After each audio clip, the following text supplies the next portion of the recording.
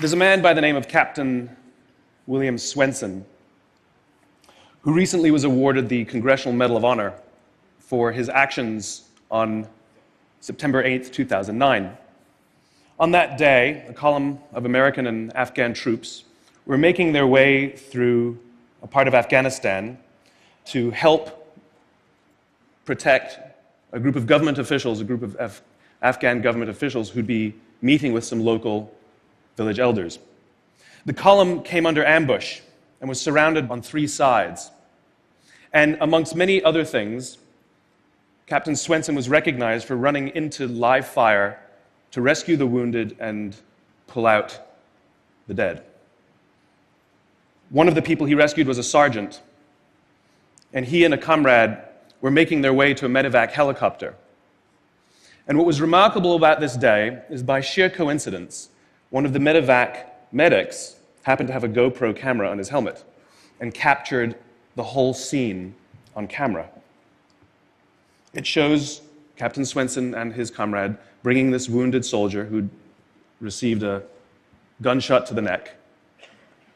They put him in the helicopter, and then you see Captain Swenson bend over and give him a kiss before he turns around to rescue more. I saw this, and I thought to myself, where do people like that come from? What is that? That is some deep, deep emotion when you would want to do that. There's a love there. And I want to know, why is it that I don't have people that I work with like that? You know, in the military, they give medals to people who are willing to sacrifice themselves so that others may gain. In business, we give bonuses to people who are willing to sacrifice others so that we may gain. We have it back, right? So I asked myself, where do people like this come from? And my initial conclusion was that they're just better people.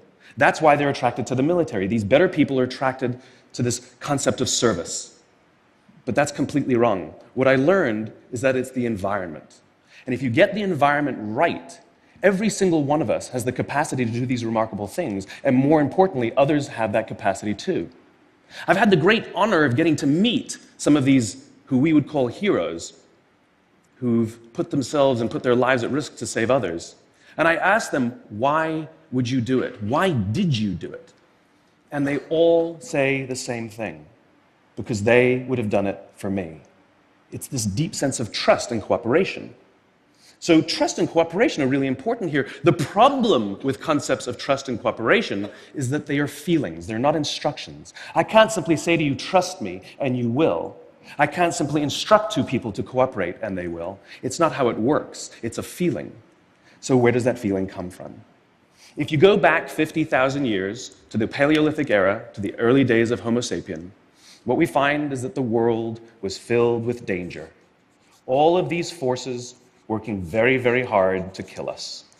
Nothing personal. Whether it was the weather, lack of resources, maybe a saber-toothed tiger, all of these things working to reduce our lifespan. And so we evolved into social animals, where we lived together and worked together in what I call a circle of safety, inside the tribe, where we felt like we belong. And when we felt safe amongst our own, the natural reaction was trust and cooperation. There are inherent benefits to this. It means I can fall asleep at night and trust that someone from within my tribe will watch for danger. If we don't trust each other, if I don't trust you, that means you won't watch for danger. Bad system of survival. The modern day is exactly the same thing. The world is filled with danger, things that are trying to frustrate our lives or reduce our success, reduce our opportunity for success. It could be the ups and downs of an economy, the uncertainty of the stock market. It could be a new technology that renders your business model obsolete overnight. Or it could be your competition that is sometimes trying to kill you. It's sometimes trying to put you out of business, but at the very minimum is working hard to frustrate your growth and steal your business from you. We have no control over these forces. These are a constant, and they're not going away. The only variable are the conditions inside the organization. And that's where leadership matters, because it's the leader that sets the tone. When a leader makes the choice to put the safety and lives of the people inside the organization first, to sacrifice their comforts and sacrifice the tangible results so that the people remain and feel safe and feel like they belong, remarkable things happen. I was flying on a trip, and I was witness to an incident where a passenger attempted to board before their number was called. And I watched the gate agent treat this man like he had broken the law, like a criminal. He was yelled at for attempting to board one group too soon. So I said something. I said, why do you have to treat us like cattle? Why can't you treat us like human beings? And this is exactly what she said to me. She said, "Sir, if I don't follow the rules, I could get in trouble or lose my job." All she was telling me is that she doesn't feel safe. All she was telling me is that she doesn't trust her leaders. The reason we like flying Southwest Airlines is not because they necessarily hire better people, it's because they don't fear their leaders. You see, if the conditions are wrong, we're forced to expend our own time and energy to protect ourselves from each other. And that inherently weakens the organization. When we feel safe inside the organization, we will naturally combine our talents and our strengths and work tirelessly to face the dangers outside and seize the opportunities. The closest analogy I can give to what a great leader is like being a parent. If you think about what being a great parent is, what do you want? What makes a great parent? We want to give our child opportunities, education, discipline them when necessary, all so that they can grow up and achieve more than we could for ourselves. Great leaders want exactly the same thing. They want to provide their people opportunity, education, discipline when necessary, build their self-confidence, give them the opportunity to try and fail, all so that they could achieve more than we could ever imagine for ourselves.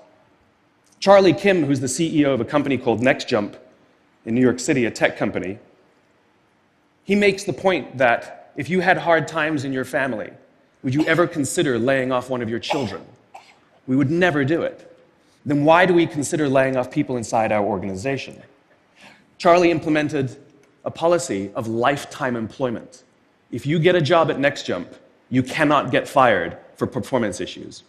In fact, if you have issues, they will coach you and they will give you support, just like we would with one of our children who happens to come home with a C from school. It's the complete opposite. This is the reason so many people have such a visceral hatred, sort of anger at some of these banking CEOs with their disproportionate salaries and bonus structures. It's not the numbers. It's that they have violated the very definition of leadership. They have violated this deep-seated social contract.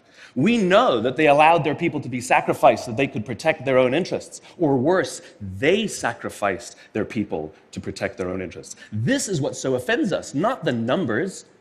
Would anybody be offended if we gave a $150 million bonus to Gandhi?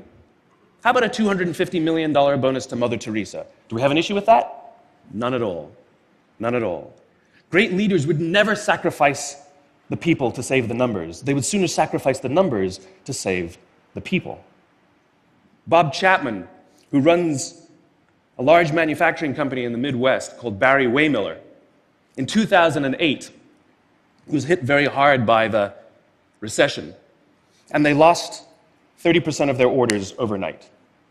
Now, in a large manufacturing company, this is a big deal, and they could no longer afford their labor pool. They needed to save $10 million. So, like so many companies today, the board got together and discussed layoffs. And Bob refused. You see, Bob doesn't believe in head counts. Bob believes in heart counts. And it's much more difficult to simply reduce the heart count. And so they came up with a furlough program. Every employee from secretary to CEO was required to take 4 weeks of unpaid vacation. They could take it any time they wanted, and they did not have to take it consecutively. But it was how Bob announced the program that mattered so much. He said, "It's better that we should all suffer a little than any of us should have to suffer a lot." And morale went up. They saved $20 million.